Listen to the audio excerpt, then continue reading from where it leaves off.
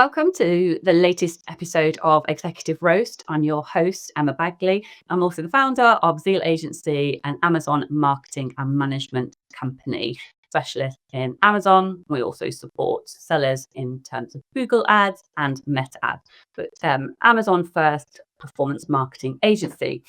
I'm excited today to talk to Khaled from AVASK. Now, I have worked a lot with AVASK and supported sellers' international expansion, and AVASK is just such a wealth of knowledge. They're the friendliest specialist company I probably have ever dealt with. So thank you very much. But AVASK is a tax and compliance business for e-commerce sellers. Their headquarters are in the UK, but they've got subsidiaries all across the world, and they help e-commerce sellers, whether they're on Amazon or not on Amazon, in anything to do with tax and product compliance. And honestly, like I mentioned, they are the friendliest bunch. So even if you've just got a query, you can email them, pick up the phone, and they are super helpful. So welcome to the show. Khaled, would you please introduce yourself and your role within AVASK, please? Of course. Thank you so much, firstly, for having me here. It's such a pleasure, and I'm looking so forward to do even more videos like this with you in the future, because it's an industry that never sleeps. So we have to keep up ourselves and obviously make sure that our watchers are also up to date with everything. Continuing on what you said, my name is Khaled. I am part of the AVASK team. I've been with the company for 3 years. I started initially in their customs department, where I developed myself and learning what's happening in the customs offices and what is required for you when you're moving your stock from one country to another. And then I transitioned myself into a general business development officer role, being promoted to actual senior role recently, where I help sellers like you expand, giving you all the information and all the little bullet points and the check marks you need to know in order to conduct a successful business somewhere else rather than where you're incorporated. Thank you. And just before we start the formal interviews, what country would you say is the most complex in terms of tax or product compliance that you help sellers navigate? Is there any country that stands out at all? It's one more complicated than the other. It's never a straight answer when it comes to one country, because in the EU, all the countries are sort of governed by the European Union laws. So what you need in France, for example, you also need in Germany. But I would say that one of the most complicated or the most complex country when it comes to not necessarily taxes, but more product regulation and health and safety is France. If you are watching us and you ever imported into France, you know that is one of the country in which the customs authorities would like you, for example, would like to see a full ingredients list, the latest of details from your manufacturer, where is it based, are they compliant in their country of origin, and so on and so forth. Details like this, I'm gonna redo that. If you have ever imported into a country like France, for example, you know for sure that you've been asked for a lot of information, which seems strange at first. If you're a seller who has tried to import into France or imported into France, you know for sure that they asked for a lot of information. Some of them who may have seemed strange to you, such as a full ingredients list of your products, or where are they manufactured. They wanted to see a compliance certificate of your manufacturer, even though they're based abroad. Those are sort of informations which are not usually asked for all the products, but especially with the French offices in customs and the tax office, they want to make sure that all the products crossing their border and being presented to their country are regulated, and they are confirmed by every single possible country. So in terms of AVASK then, AVASK could help sellers through that whole process? Of course, yes. So what we're doing at AVASK, as you mentioned earlier, obviously we're doing mainly the tax compliance. So in order for you to conduct business into France to begin with, you would require to have a VAT number. The VAT number mainly, you probably know this, but it's no harm to do a recap. The VAT number is the token that allows you to store in the country. This is what you use to store and also to account for all your transactions that you're doing. In addition to the VAT number, based on where you are incorporated as a business, at the point of entry, you may be asked for something such as an indirect representation service. This is a service in which a company based locally within the customs jurisdictions where you're trying to cross can represent you legally and take joint liability for your shipment. Joint liability means that that company, that can also be asked if required, does not take ownership of your product. The product always belongs to you. In the majority of the cases, you're the exporter, you're the importer, and then you have someone like AVASK who backs you up when it comes to taxation. So, for example, if in a worst case scenario, you get a fee or a fine or a penalty for trying to import something that is not within the regulation, or you're missing some documents and you need some more time, AVASK is there to help you with those, and also to become liable just in case something like this occurs. Okay, so let's go straight into the interview. That's the nature of this podcast, is short Q&A interview style questions. So the first one today is Amazon's new fulfillment center in Ireland. What does the opening of this Amazon fulfillment center in Ireland mean for the UK and EU based sellers? And basically, how does this impact VAT registration requirements, etc.? Oh, this is such an exciting topic. So since January, as obviously Emma, you know, as the majority of the listeners and the watchers do know as well, you might have got an email from Amazon saying they have officially opened the fulfillment center in Ireland, which means that you are now able to store in one more country with Amazon and access their FBA centers. Going back to the VAT discussion from earlier, you would require to have a VAT number in order to store in that country. And there's still a little bit of uncertainty whether Amazon will transport the products there automatically, or you will need to book a separate transport into Ireland. However, you still have the option to store there. And especially for the sellers who are based in the UK, this could be such a high potential for you to start your expansion if you haven't yet kept a presence in Europe. This can be your starting point to get into Europe, see if your products do well. Because if, for example, you would obtain a VAT number and start storing in Ireland, that could open up the free transportation throughout the whole mainland Europe. Amazing opportunity. Have many of your sellers actually taken advantage of this opening up of the island's fulfillment center? They have, yes. And one of the things that have helped them sort of decide or have an incentive of trying to persuade this option is an Amazon promotion they're actually offering to everyone. If they were to register with our company for an Irish VAT number, Amazon offers this promotion in which they get a free registration and 2 years worth of compliance.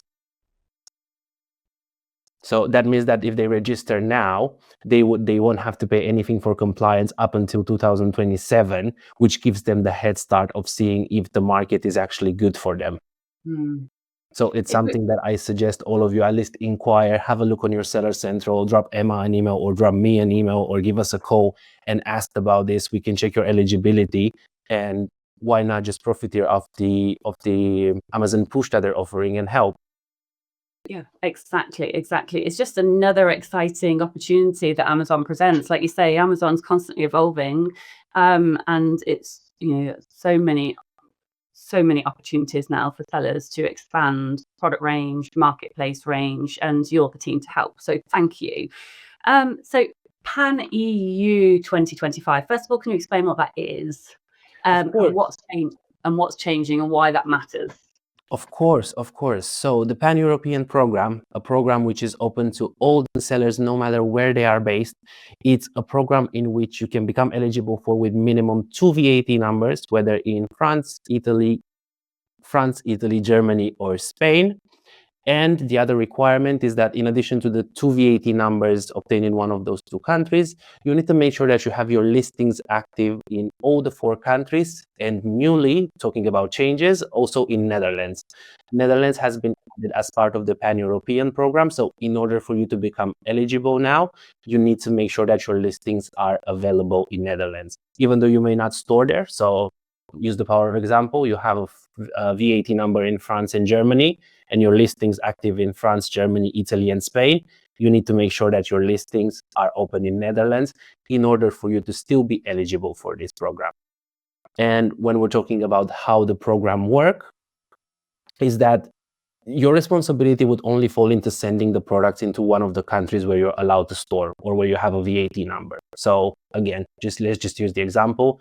You're registered in France and Germany.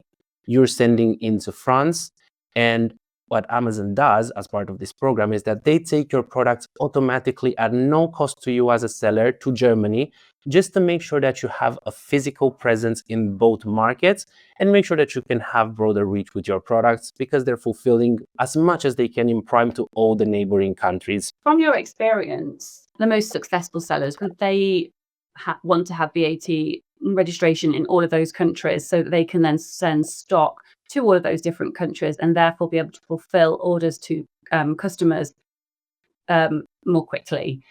Is there a balance here at all that you found, like a sweet spot of how many countries to get that registered? When it comes to my experience and the advice that I give to my clients is that to start first by becoming eligible for the Pan-European program. If we were to look at the countries who are present in this program, France and Germany are probably the most successful, e-commerce wise and Amazon wise as well. There's countries who have gone up so quickly in all the ratings, and they're the most successful. They are the markets in which you want to be part of. And then open up the listings everywhere throughout Europe, as there's no harm in having them open, and assess every quarter on the sales values. If you're seeing that you get a lot of orders from, let's say, Italy, consider obtaining another VAT number in Italy, and so forth with Spain, and so on with all the other markets. The goal is, and I hear a lot of sellers saying that they don't know exactly what the goal with Amazon is. The goal for them, at least in my opinion, is to have that physical presence in all the Amazon physical marketplaces, to be part of the FBA program, and to assure that their products are eligible for Prime. So as we all know, obviously Emma and me as well, when we buy something from Amazon, they have got us used of having it done tomorrow. Yep. If I'm ordering, exactly. So in our case, if we were to look for a product and then we see we have to pay shipping fees, or we have to wait 2 or 3 days for the products to get to us, our automatic instinct is automatically to go look for a different product which is similar, because we have the Prime eligibility and we have the free shipping, which is generally included in the subscription that we pay consumers to Amazon. So I said, start slow. It's very rarely when I say to someone, oh, you go and register for VAT everywhere. Let's do some assessment, little by little, baby steps. There's no harm. The only downside of working in this way, in which you do little by little and country by country after you become eligible for the Pan-European program, is that you pay a little bit more in the Amazon fees.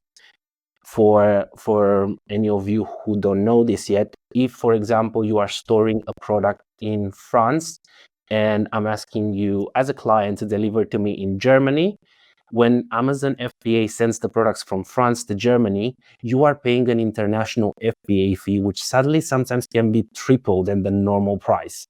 So in the long run, this is not the best solution. If you're seeing in the example that we just used that you get orders from Germany, the next step would be for you to consider getting VAT registers, because there's clearly demand.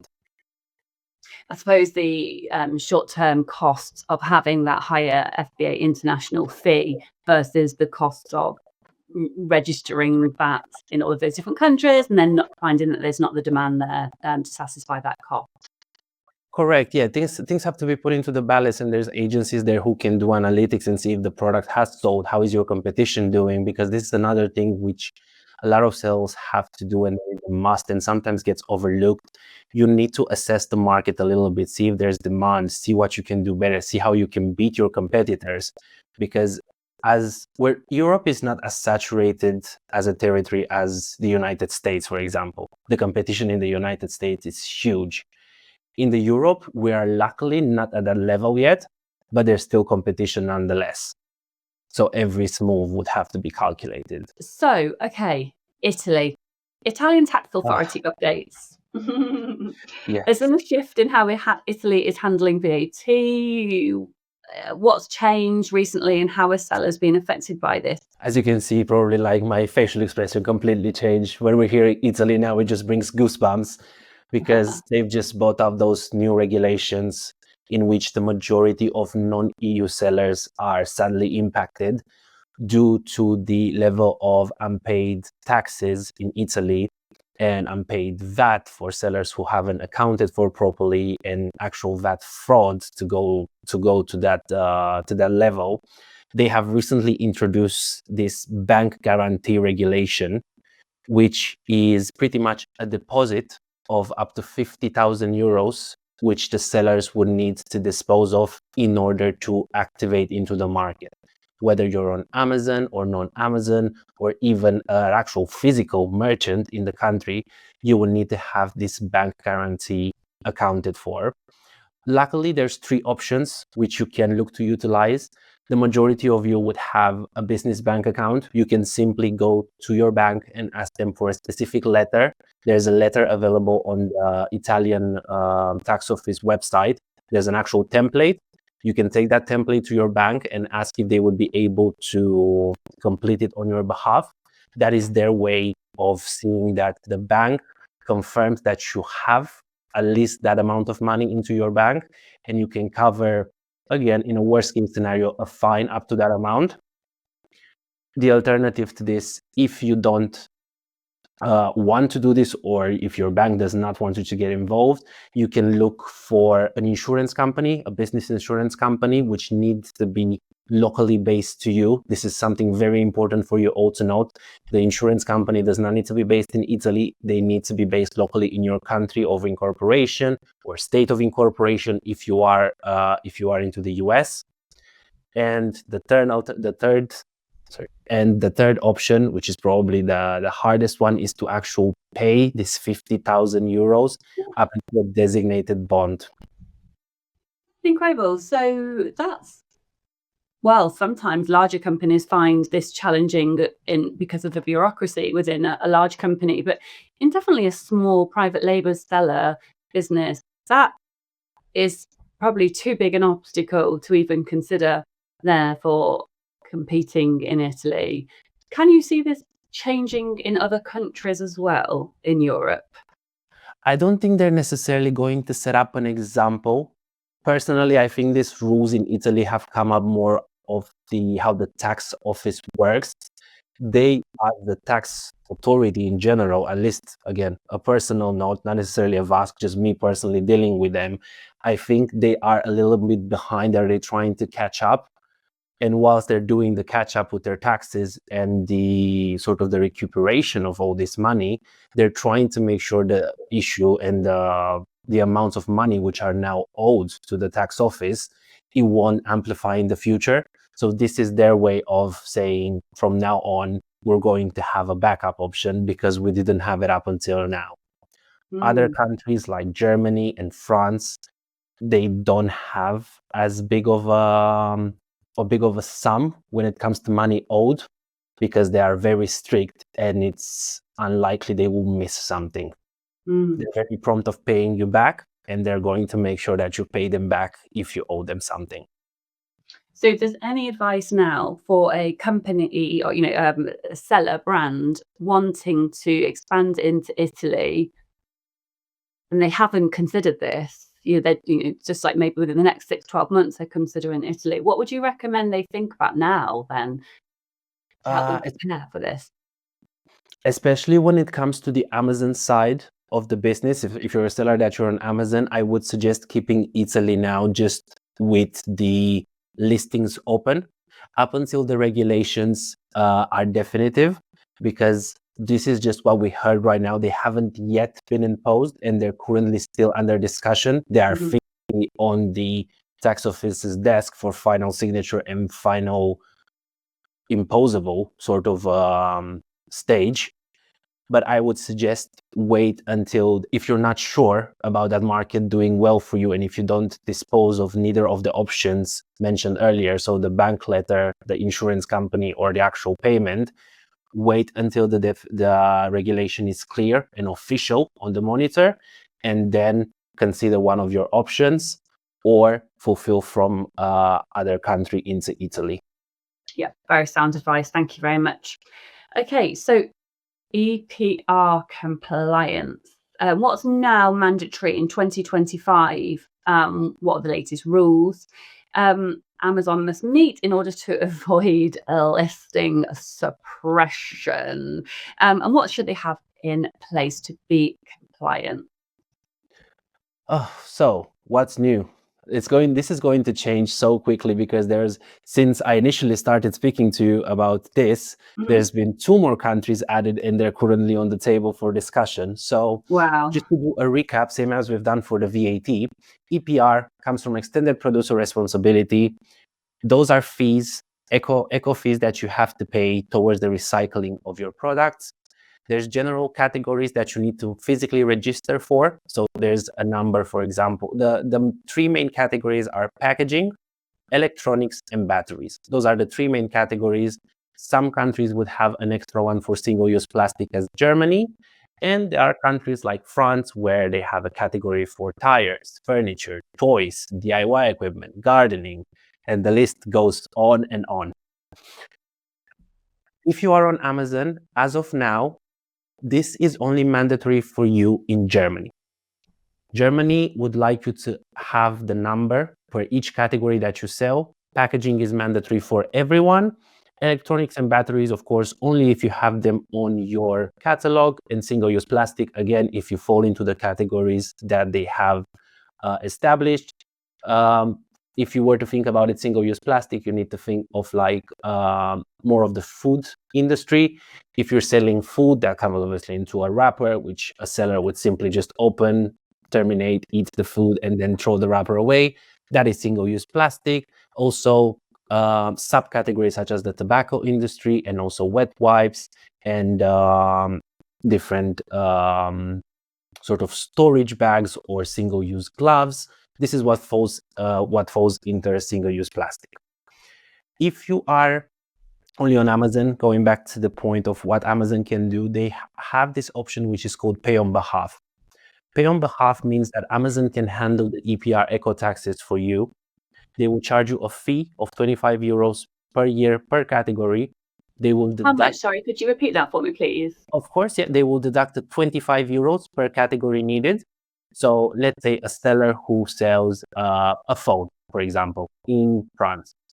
That phone would fall in packaging, electronics, and batteries. So that is 75 euros per year just for Amazon to do it for you. They would calculate how much eco taxes you have to pay based on the sales value they have from your reports, which they will deduct from your account.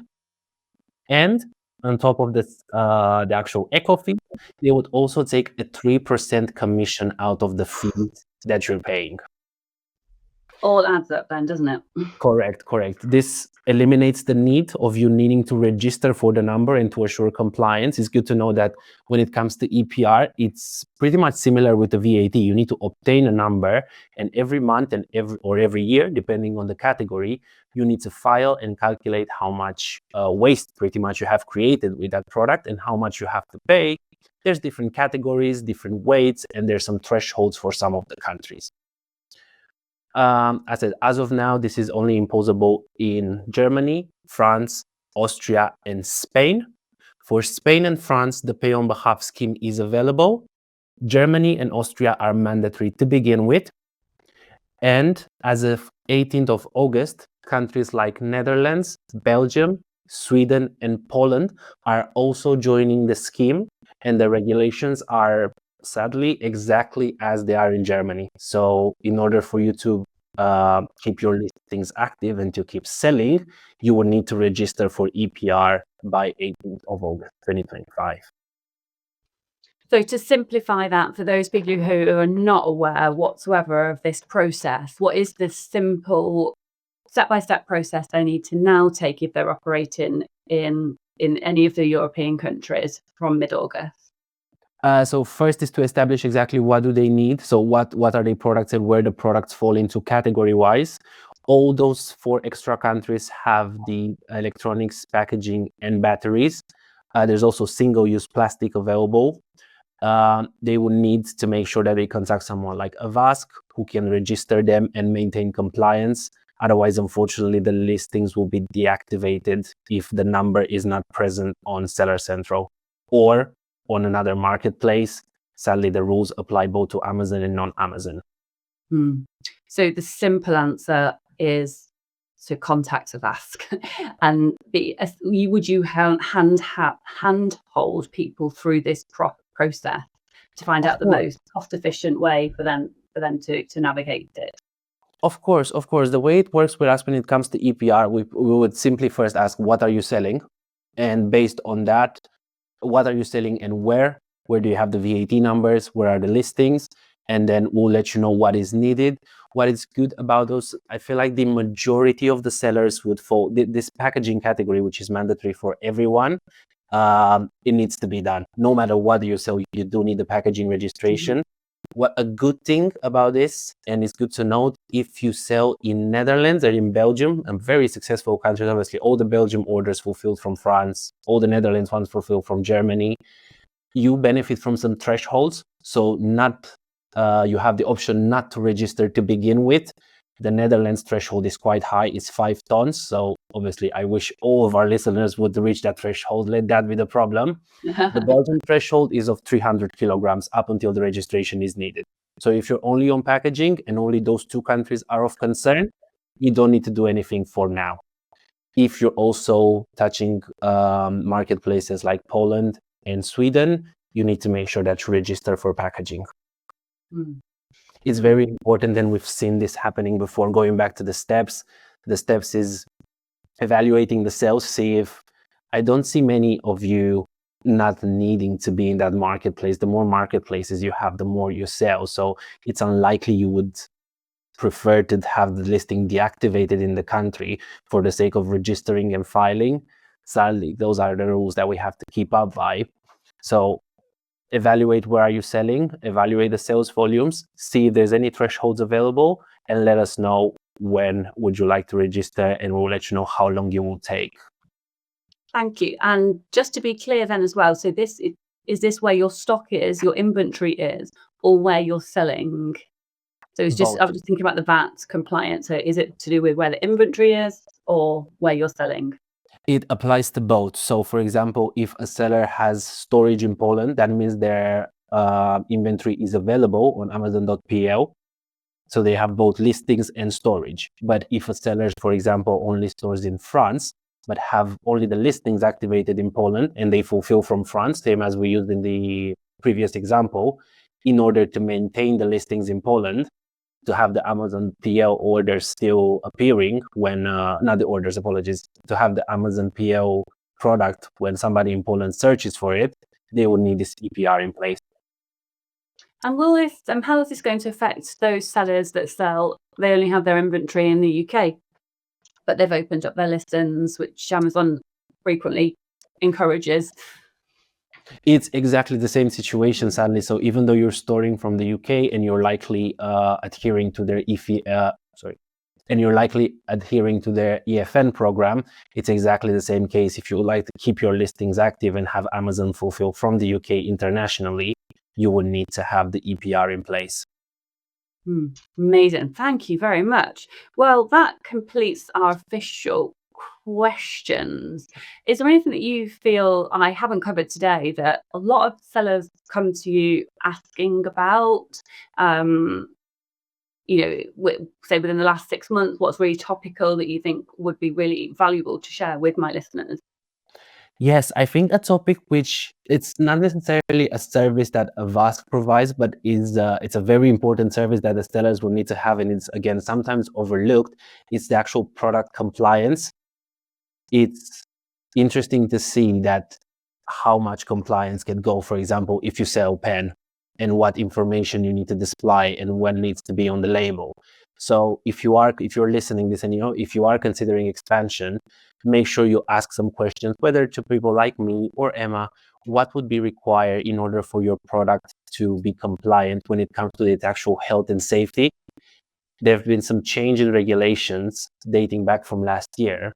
Amazon used to oversee a service which is called responsible person. And they have sadly stopped, which means that now if you're putting a product on the market, you have to be directly responsible for its health and safety and performance. And as mentioned earlier, as little as, or not necessarily insignificant, that's not probably the best word, as little or as simple as your product can be, make sure you speak to someone who is an expert in this to give you the right advice, because the truth of the matter is you may need something additional to put it on the market if you are not incorporated within the territory where you're trying to expand. Wonderful advice. Thank you very much. There is one surprise question that I actually ask every single interviewee, so I'm going to put you on the spot now. So if you had a crystal ball, how do you think Amazon is going to evolve in the next, by 2030? If you had a crystal ball, do you think we'll all be AI driven? Have you got your predictions? Do you think Amazon will even exist anymore? Do you have any kind of insights from your workings on what you think will change over the next 5 to 7 years? Oh, wow, that puts me on the spot.